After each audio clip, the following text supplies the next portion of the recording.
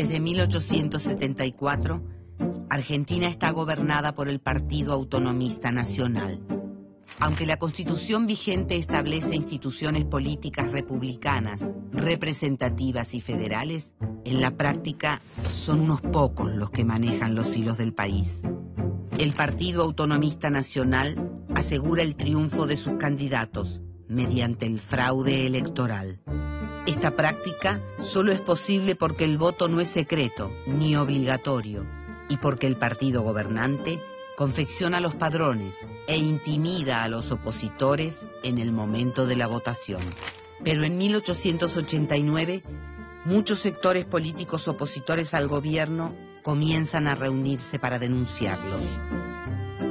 Ellos crean la Unión Cívica, que tiene como uno de sus principales líderes a Leandro N. Alem, un político de gran prestigio. Si bien el nuevo frente comienza a organizarse como un partido político, es un secreto a voces que está preparando un levantamiento armado. La revolución estalla el 26 de julio de 1890 en la ciudad de Buenos Aires. Participan unas 1.200 personas, entre civiles y militares. Los revolucionarios logran tomar el parque de artillería, pero son atacados por las fuerzas militares leales al gobierno conservador. El centro de la ciudad se convierte en un campo de batalla. Los muertos y heridos de ambos bandos se cuentan por centenares. Finalmente, después de 3 días de combate, los revolucionarios son derrotados. Sin embargo, la revolución del parque es el bautismo de la nueva fuerza política. Durante los años siguientes, la revolución cívico-militar será una de las estrategias más usadas por los radicales para oponerse al sistema conservador. Lo que pasa es que en aquella época la revolución estaba en cierta medida justificada, porque el gobierno le pertenecía a unos pocos y a unos pocos quería seguir perteneciendo. La Constitución decía una cosa y las leyes reglamentarias hablaban de otra. No cualquier ciudadano argentino podía votar, no cualquier ciudadano argentino podía acceder a la universidad, no cualquier ciudadano argentino podía acceder al sistema de salud, no existía un sistema de salud.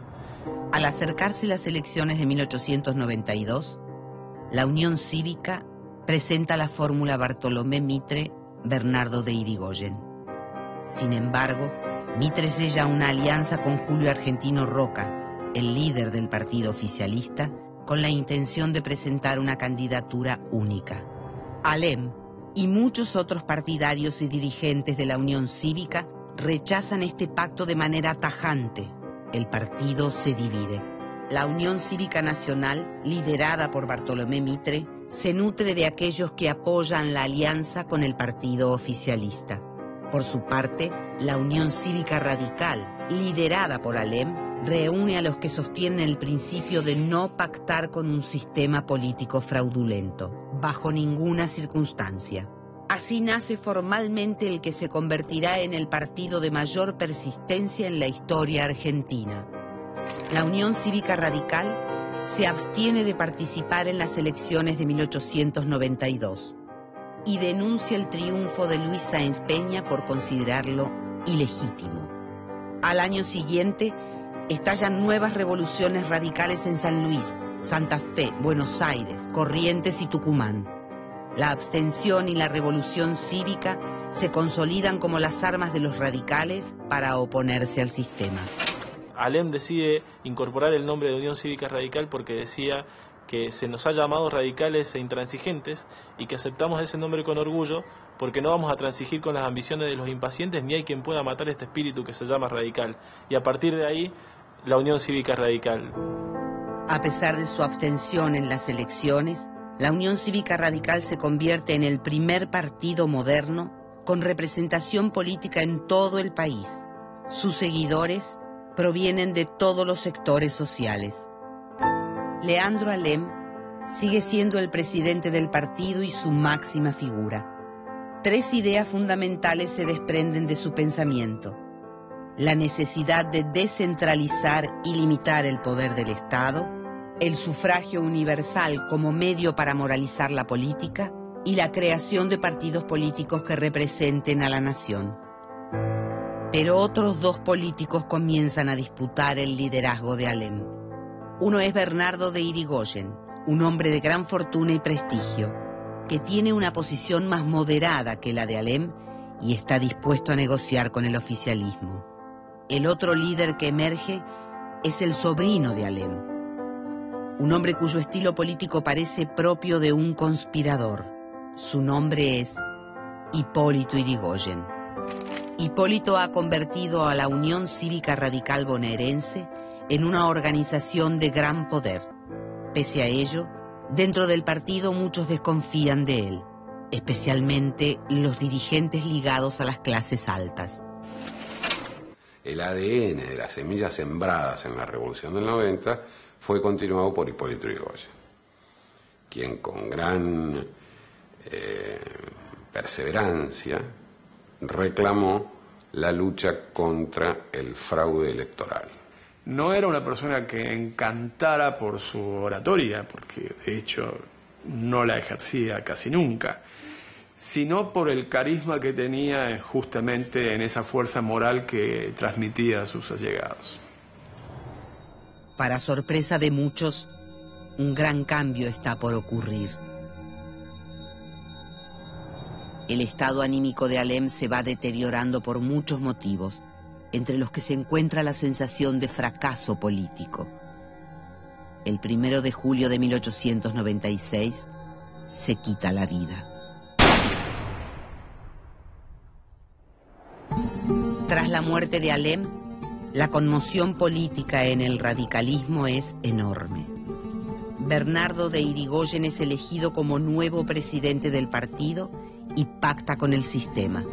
Decide presentarse en las elecciones y, para aumentar las posibilidades de triunfar, propicia la unificación de la Unión Cívica.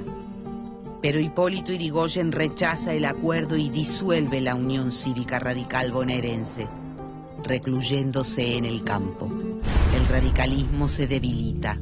Está a punto de disolverse. El radicalismo había nacido como partido de principios. De hecho, cuando Leandro Alem funda la Unión Cívica Radical y después en su legado posterior, cuando se suicida, él dice que se rompa pero que no se doble. Esto significaba que se podía esperar cualquier cosa menos la claudicación ética. En 1903, el radicalismo comienza a reunir sus fuerzas dispersas. 2 años más tarde, Hipólito Yrigoyen vuelve a la carga e impulsa nuevos levantamientos revolucionarios, pero son sofocados por un ejército que se ha profesionalizado y despolitizado. A partir de entonces, los radicales abandonan la lucha armada y despliegan comités en todo el territorio nacional con el objetivo de impugnar el sistema político en forma permanente. En estos años, la figura de Yrigoyen se hace cada vez más popular.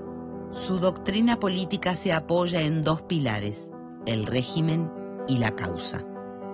El régimen es el sistema político corrupto que obliga a los hombres a vender su voto. La causa es el pueblo, es el radicalismo, es la nación que incluye a todas las clases sociales. En consecuencia, los enemigos de la causa son los enemigos de la nación. Gracias a la amplitud de esta doctrina, cada vez son más los seguidores de Hipólito Yrigoyen, y la Unión Cívica Radical se convierte en el primer partido de masas de la Argentina. Yrigoyen, en todo caso, planteaba una cuestión táctica que sí tenía en cuenta que en algún momento iba a tener que sentarse a negociar de alguna manera la salida política con el régimen conservador, pero sin ceder en absoluto en lo que para él era fundamental, que era lograr el sufragio universal. Y lo logró. En 1911 se produce un cambio fundamental en el sistema político.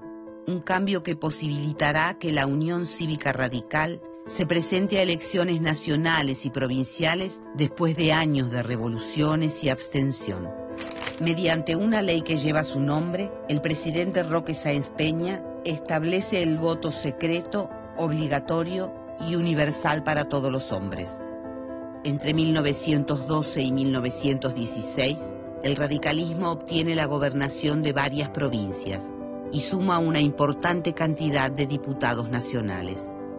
Se inicia una nueva etapa, la del radicalismo como una opción de gobierno.